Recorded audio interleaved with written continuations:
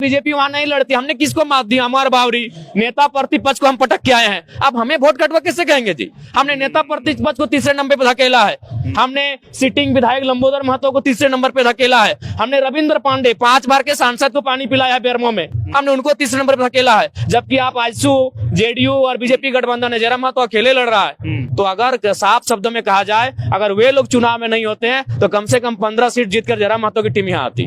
वही रहेगा, उसमें कोई कंप्रोमाइज नहीं होगा। जिस कैरेक्टर के साथ हमने चुनाव को जीता है उसी कैरेक्टर से हम सदन में बैठेंगे। करना चाहिए था, परिवारवाद और पूंजीवाद से हटकर कोई लड़का आया है जो अपने दम पर 2 सालों के संघर्ष से उसने पहचान बनाई है। बाकी अब नया नाम हमको बताइए ना, इस पूरे सदन में हमको बताइए 30 साल का लड़का या लड़की बैठी है अपने नाम की बदौलत बैठी है, 2-3 लड़कियां बैठी हैं अपने बाप की बदौलत बैठी हैं, 2-3 लड़के बैठे हैं अपने बाप की बदौलत बैठे हैं। जयराम महतो पूरे झारखंड की हिस्ट्री में पहला लड़का है जो 30 साल की उम्र में अपने क्षमता की बदौलत सदन में बैठेगा।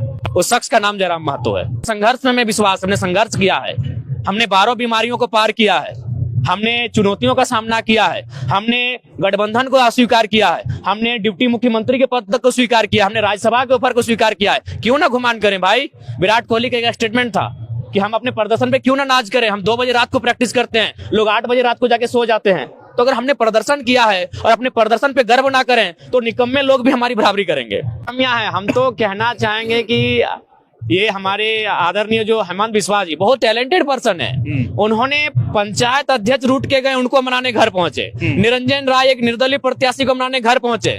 जब आपको इतनी बारीकी चीजें दिख गई तो आपको 1932 का खतियान क्यों नहीं दिखा? आपको सरना धर्म कोड की मांग क्यों नहीं दिखी? आपको कुर्मियों का रेल टेका आंदोलन क्यों नहीं दिखा? आपको छात्र क्यों नहीं दिखे? जब आपने मामूली चीजों को हेमंत बिस्वा जी ने देखा, उनको मनाने के लिए घर गए, एक पंचायत अध्यक्ष से मिले, उनके पास इतना टाइम था, तो आपने झारखंड के मुद्दों को क्यों नहीं रीड किया? आप खुद दोषी हैं। हम तो कहेंगे कि बीजेपी वालों ने हमें हराया, अगर बीजेपी वहां नहीं लड़ती, हमने किसको मात दिया? अमर बावरी नेता प्रतिपक्ष को हम पटक के आए हैं, अब हमें वोट कटवा कैसे कहेंगे जी? हमने नेता प्रतिपक्ष को तीसरे नंबर पे धकेला है, हमने सिटिंग विधायक लंबोदर महतो को तीसरे नंबर पे धकेला है, हमने रविंद्र पांडे 5 बार के सांसद को पानी पिलाया है बेरमो में, हमने उनको तीसरे नंबर पे धकेला है। जबकि आप आजसू जेडीयू और बीजेपी गठबंधन है, जयराम महतो अकेले लड़ रहा है। तो अगर साफ शब्दों में कहा जाए, अगर वे लोग चुनाव में नहीं होते हैं तो कम से कम 15 सीट जीतकर जयराम महतो की टीम यहाँ आती। चलिए हम अपना अकाउंट सार्वजनिक करेंगे, हम अपना अकाउंट चुनाव आयोग को सार्वजनिक करेंगे। आया है लगभग 40 लाख के आसपास चंदा आया है। किसी ने दुबई से भेजा है, किसी ने सऊदी से भेजा है, किसी ने महाराष्ट्र से भेजा है, किसी ने तेलंगाना से भेजा है। शर्म क्या जी? आया है 40 लाख का चंदा आया है। हमारे हर एक प्रत्याशी को 15-20 लाख का चंदा आया है, वो क्राउड फंडिंग है। हम तो कॉर्पोरेट की फंडिंग से नहीं आया है, हम तो टाटा बीसीएल की दलाली लेके नहीं आए हैं, हम जनता के पैसे से आए हैं और छाती ठोक के जनता के लिए बात करेंगे। महतो के शहादत से झारखंड राज बना है, अगर यहाँ गोली नहीं लगे तो झारखंड राज नहीं बनता। और उसी जगह से हम आते हैं, आक्रामकता रहेगी, मेरे रग रग में रहेगी। जनता का रोडमैप अब विधायक का है, क्योंकि हम लोग तो राज्य को नेतृत्व करने के लिए आए थे। एक विधायक के रोडमैप के हिसाब से जो वहाँ की सुविधाएं होंगी, जो वहाँ के समस्याएं होंगी, उनका निदान के लिए हम लोग आगे बढ़ेंगे। पता कीजिए ना, अभी तो 2 सीट जीत के आए थे, आज 400 पार किए। इतिहास को काहे भूल जाते हैं? बीजेपी का पहला सीट क्या था? 2 सीट था। क्या जेएमएम डायरेक्ट सरकार में आई है? 1972 की पार्टी है, क्या डायरेक्ट गवर्नमेंट में आई थी जेएमएम? कमाल इसलिए नहीं दिखा पाए क्योंकि बेरमो में मैंने केवल एक सभा किया था 18 तारीख को, और मैंने बेरमो का चुनाव भी बहुत लास्ट में किया था। हम मांडू लड़ने वाले थे और देख सकते हैं मांडू में मेरे प्रत्याशी को 71,000 मिला, तो जयराम महतो रहता तो 1 लाख मिलता। तो मेरा तैयारी था मांडू में, इसलिए नहीं लड़ा क्योंकि बेरमो में दोनों आ गए बाहर के माफिया लोग। अच्छा। और मेरी आइडियोलॉजिकल लड़ाई वहां फिट बैठ रही थी।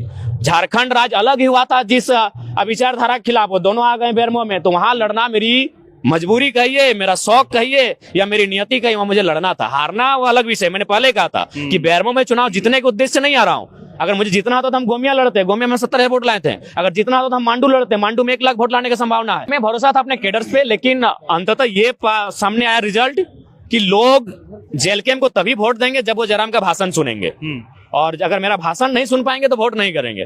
तो जाहिर सी बात है हम वहां भाषण दे ही नहीं पाए। मैंने डुमरी के 71 पंचायत में कैंपेन किया, मैंने डुमरी के 71 पंचायत में कैंपेन किया, मुझे 94,000 वोट पड़े।